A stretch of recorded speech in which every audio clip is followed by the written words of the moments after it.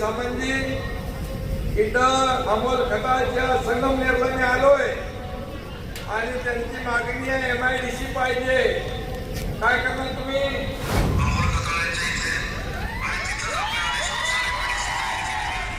जिथं जाल तिथं MIDC मंजूर. लोक म्हटले पाणी पाहिजे, धरण मंजूर.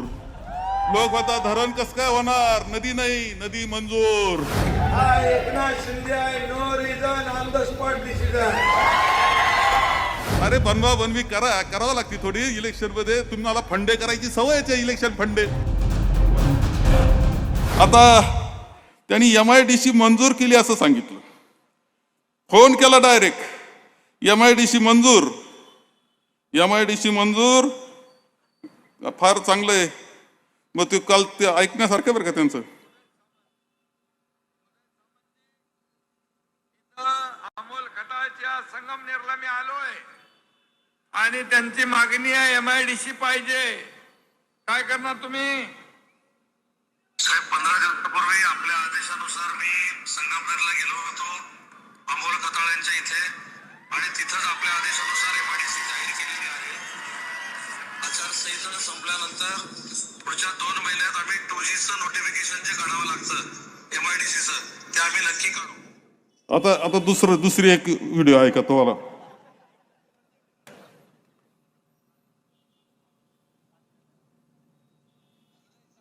लागतो का बघ.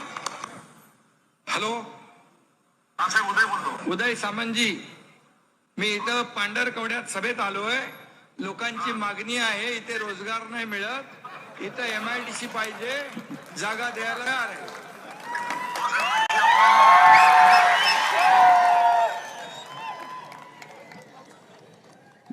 जिथं जाल तिथं MIDC मंजूर.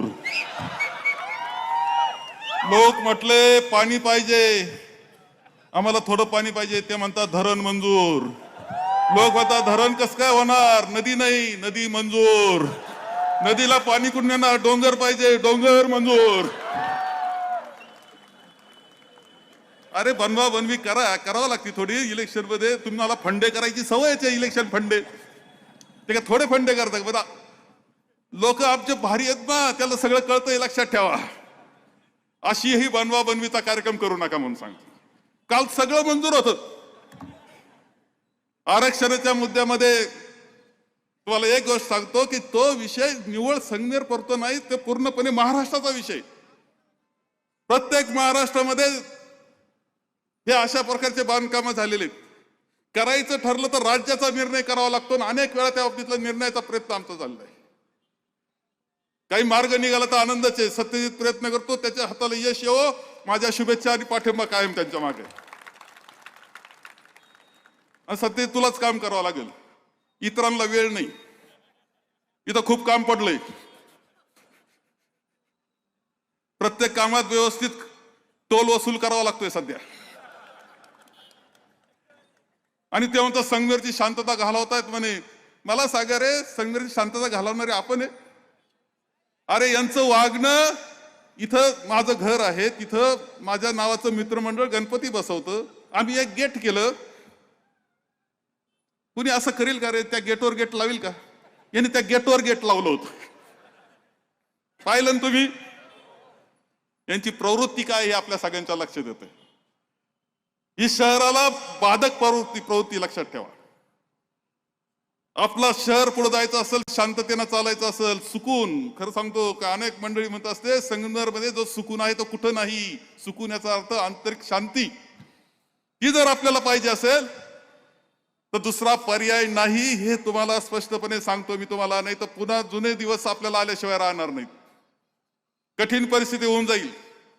काही लोकांना हे मोडायचंच.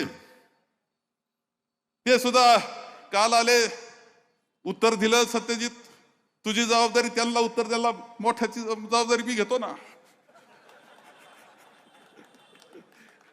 ते आज दिवसभर होते, विकासाकरता संगमनेरला आम्हाला मतदान करा, विकासाकरता मतदान करा, हे करतो ते करतो, सगळं आश्वासन. मी त्यांना एकच म्हणल, तेवढा नगर मनमाड करा आणि मग या सांगायला.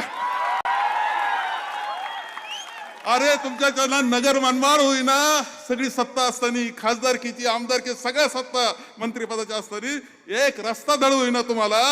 आम्ही एका रस्त्यावर चांगला असताना पुन्हा आता पूर्णपणे कॉन्क्रिटिंग करतोय. तेवढा करा, मग सांगाल या संगमेरवाल्यांना विकासाच्या गप्पा. आणखी खूप बोलण्यासारखं आहे, मी काय त्यात जात नाही. पण आपण जेव्हा संगमनेर म्हणून लक्षात ठेवलं पाहिजे, आपण आपलं अस्तित्व, आपली प्रगती, आपला विकास, आपली शांतता, बंधुभाव, प्रेम एकमेकाबद्दल सगळ्या समाजांमध्ये ठेवून आपल्याला ही सगळी प्रगती करायची आहे. सगळ्यांना बरोबर घेऊन जाण्याची, आमच्या विरोधकांना सुद्धा बरोबर घेऊन जायची तयारी आहे संगमेरच्या विकासाकरता आणि शांततेकरता.